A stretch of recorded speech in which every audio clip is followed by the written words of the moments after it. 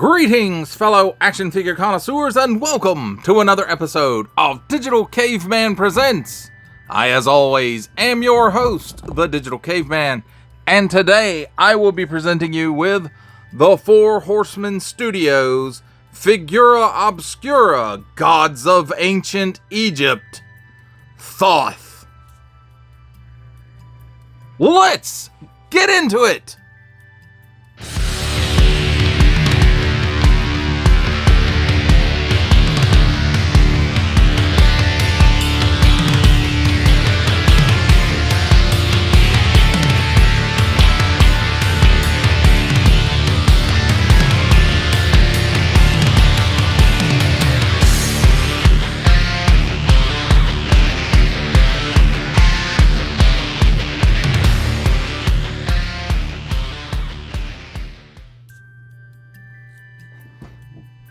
Let's start things off with a look at the packaging.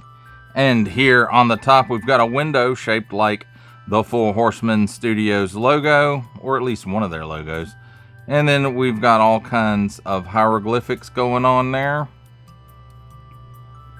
which I don't read, by the way. And then, just nice Egyptian looking, or ancient Egyptian looking artwork, as it may have appeared when it was first made with color on it, although I don't think it would be as, shadowed and nuanced as what they're showing on the package here. But I don't know, because I wasn't around back then. Even though I'm old, I'm not that old. So, and then it's surrounded also by hieroglyphics, and then Gods of Ancient Egypt, Thoth, and the Four Horsemen logo. And that's all in like a foil gold.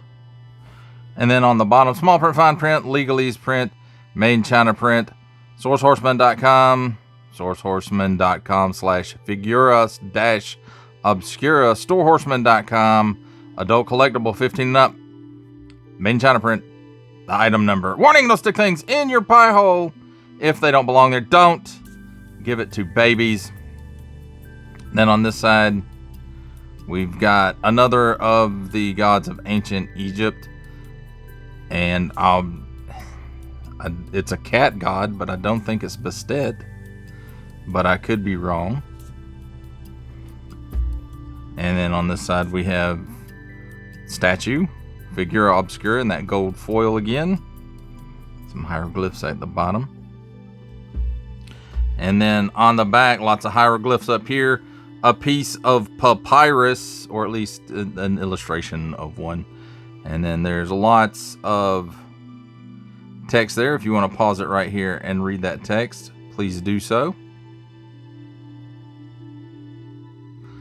And then here is the rest of it. If you want to pause it right here and read that, please do so.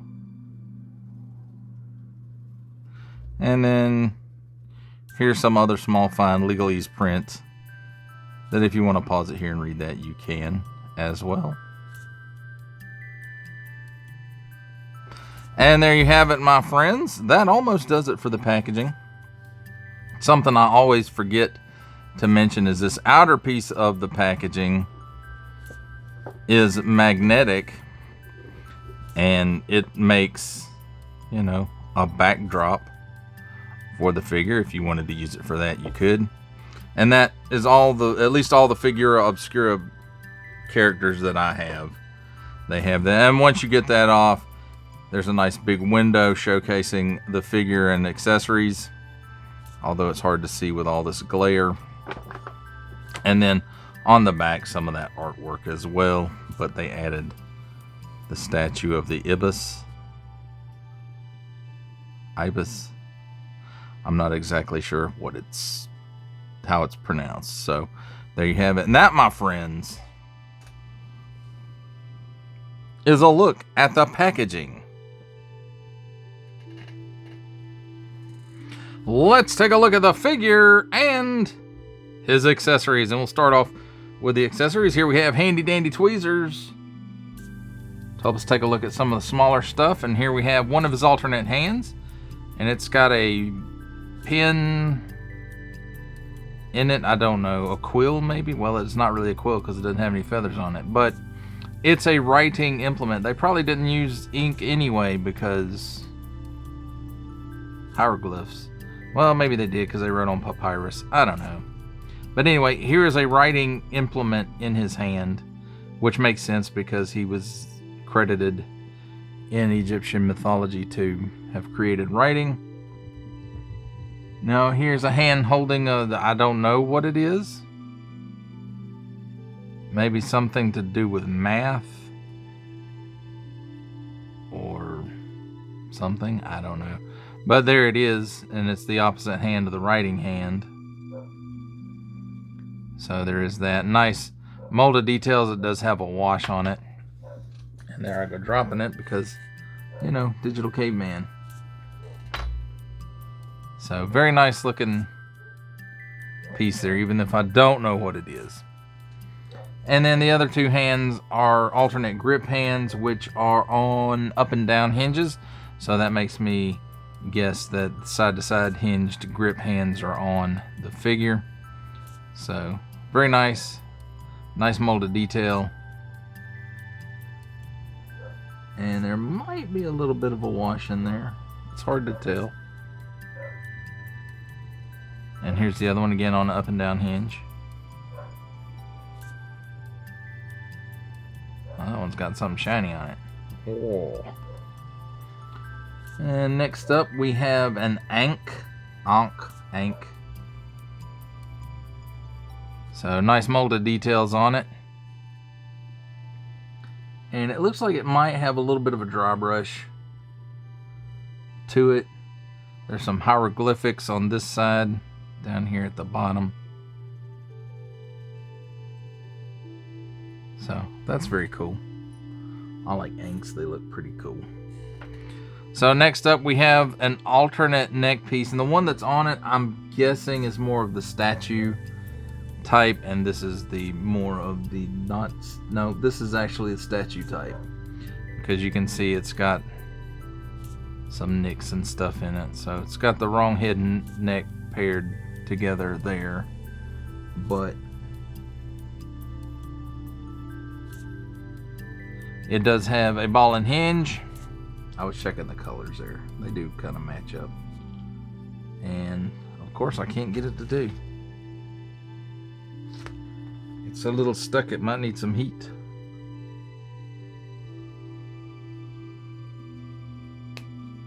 So, but anyway, he does have an alternate neck piece.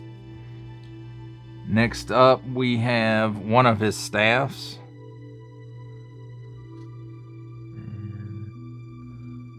This one looks like a duck. A very stylized duck. So I don't know if that's what it's supposed to be or not. It could be Anubis because of the ears there. It might be the ears. So I'm thinking it's probably more Anubis, but you can see it's got some textural details where it's worn away a bit, and this might actually be the one that came with Anubis, just recolored. I don't know. So, but it's a nice looking piece. I like it. And then here's the other one, which is probably Thoth himself and Ibis, I guess. That's would be my guess. And you can see this one has been through a little bit more than the other one, a little bit more pitting and scarring to it. But still that nice gold color. Might be a little bit of dry brush in there too, it looks like. So that's cool. Next up, he does have an alternate pair of feet, because you can see on the figure, he does have bird feet. But he also has some human feet, and it's got some shiny stuff on it too. Brr. And there's a left foot and a right foot. So that's neat. Nice molded details on it. More shiny stuff. Let's see. This piece right here is part of his headdress, and it can be changed out with the little nub up there, but we'll get to that in a minute. So it does just post in right here, and in fact, I can show you that on the alternate head. And just kind of, you very carefully port that in there, and it'll go on this head or this head. It doesn't matter, either one. And now let's take a look at this head. And this is the more lifelike head. The other one is more the statue. And I gotta say, it does have a lot of nice molded details. Look at that. As I'm moving around, it looks like it follows you. That's crazy. And lots of nice molded detail. And there's the port. What is that? Get out of here. And wow, those eyes. And then, you know, the color darkens, or well, it probably starts off dark and then fades out as it approaches the head. But it does have a wash on it as well. Very nice looking. And these eyes are actually black. That's my light that you see moving around, but it's still kind of a creepy factor to it. And he also comes with this statue. Lots of little hieroglyphics down there. And I think this is based off of a real piece that was recovered.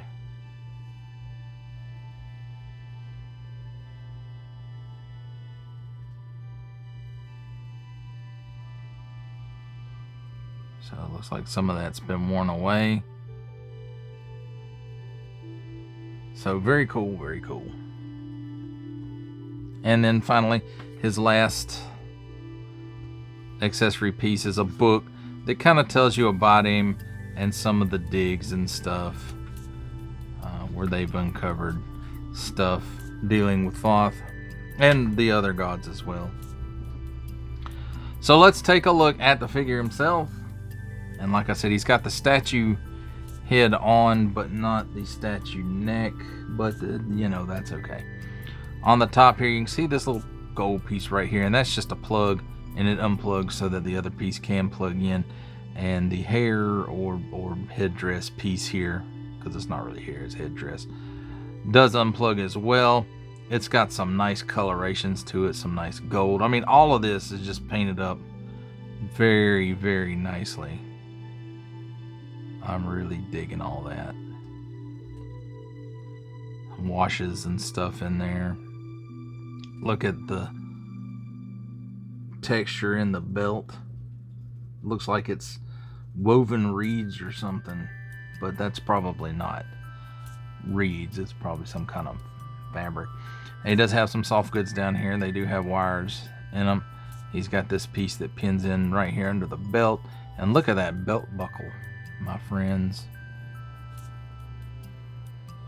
And then all the nice colors here. And then he's got these ankle pieces down here, and again, they're nicely decoed up. And then he's got these bird feet that probably came the same as, well, maybe not this head, maybe the other head. Probably came from the Ethrion's dozen. I don't know, I don't have any of those, so I can't rightly say, but it looks like possibly that's where it's from. So let's take a look at his articulation real quick. Now, with this piece on, the head really doesn't move up except to disengage itself from that. Down, not really much either. And so let's just pull that off. You can see it's got a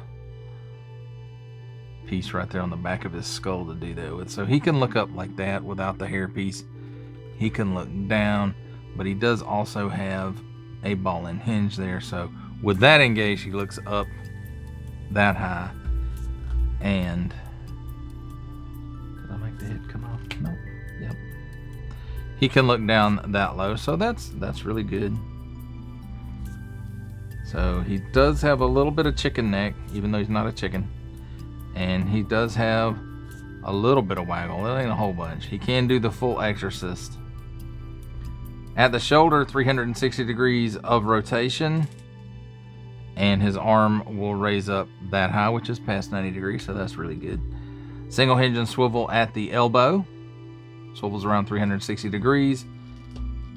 And gives you we'll go ahead and say that's about 90 degrees worth of bend there. And then at the wrist, rotates 360 degrees and in and out hinge, as I guessed earlier. Then there is a ball joint or half dumbbell here at the waist, and it gives him all kinds of hula. It gives him a 360 degree rotation. It allows him to lean back that far, forward that far, which isn't a whole lot, and then he's got lots of lean left and right, so that's really good. At the hips, he gives you the full splits.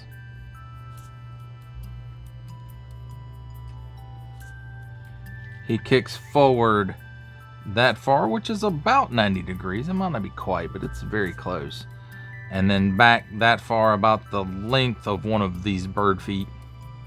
And then where the hip and thighs join together, there is a rotation that if you move it around, it will do 360 degrees. Single hinge and swivel at the knee, swivels around 360 degrees. And it gives you, we'll go ahead and say that's a 90 degree bend, I think. Then at the feet, where they plug into the bottom of the leg, or the ankles rather, where they plug in the bottom of the leg, 360 degrees of rotation there. They tilt down that far. They tilt up that far. Ow, watch those claws, they'll stick you. And then it does have a pin for rocker, so that's really, really cool. And then of course you can give him the statue look, or you can give him the other look. You can leave this piece on or replace it with the larger piece, which is what I will probably do.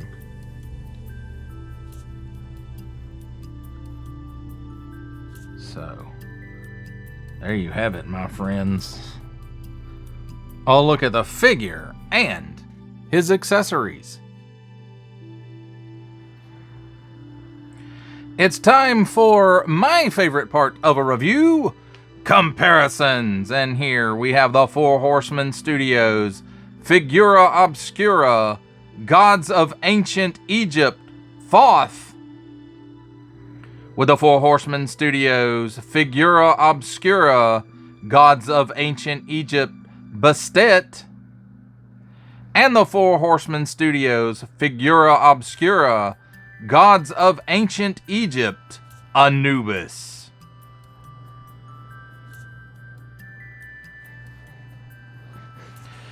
Here we have the Four Horsemen Studios, Figura Obscura, Gods of Ancient Egypt, Thoth.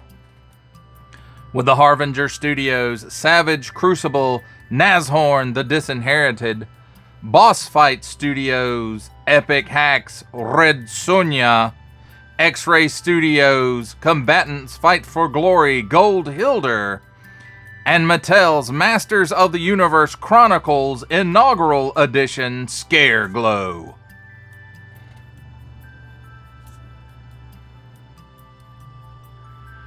For our last set of comparisons, here we have the Four Horsemen Studios, Figura Obscura, Gods of Ancient Egypt, Thoth. With from the Marvel Legends series, making his cameo appearance, Stan the Man Lee. From G.I. Joe Classified series, the Hasbro Pulse exclusive Regal variant Cobra Commander. From Star Wars The Black series, the Archive Edition 501st Legion Clone Trooper. And for a 7-inch scale comparison, from the Masters of the Universe Masterverse line, the 40th Anniversary He-Man. For final ramblings on the Four Horsemen Studios, Figura Obscura, Gods of Ancient Egypt, Thoth. I have to say, this is not one that I'm fully familiar with, but that doesn't take away from my enjoyment of this figure anymore, or even the history and culture of the ancient Egyptians. That stuff has always fascinated me ever since I was little. Maybe to do with, curses and mummies and pyramids and what's in the pyramids and that kind of stuff, more when I was younger. But as I grew older, the architecture and, trying to really see who was right about how were the pyramids built, and not that we'll probably ever know, but there is that. And they were very, it was all about the death rituals, it seems like, from what we know of the people. They lived their lives, and they lived happy lives, and I guess for the most part, but it just seems like everything, their entire focus was on what happens in the afterlife. And that could be wrong. That could just be, how we are interpreting that. But it just seems like there's a lot of stuff dealing with their death rituals, and a lot of stuff, having to do with the afterlife, and monuments made for the afterlife. And so, it's very interesting to me, and to have another one of the gods of ancient Egypt in my collection for me, it's really cool. And if I had completed that Marvel Legends series Khonshu Build-A-Figure, this guy would be kicking his butt, because just because I say so. So I can't wait for them to get some more out. I waited for a long time on this one. It feels like a long time anyway. But, I really, really like this guy. And it's cool. He's a bird. But, he's the guy who writes everything down. He invented writing. He's the god of the moon, like Khonshu. And, just very, very interesting stuff. And there was a lot of interesting facts in that little booklet.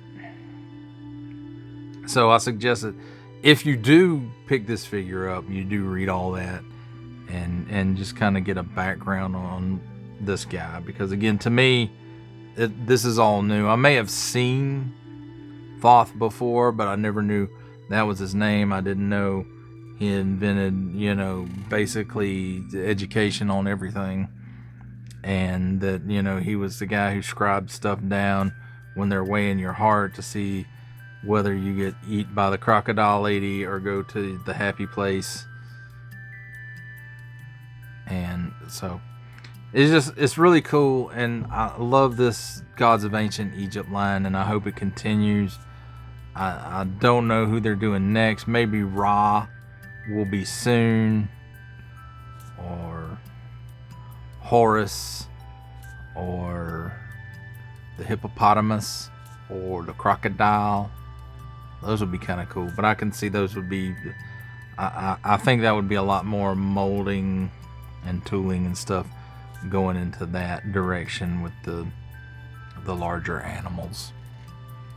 So, well, that does it for the review. I hope you enjoyed it. I enjoyed making it.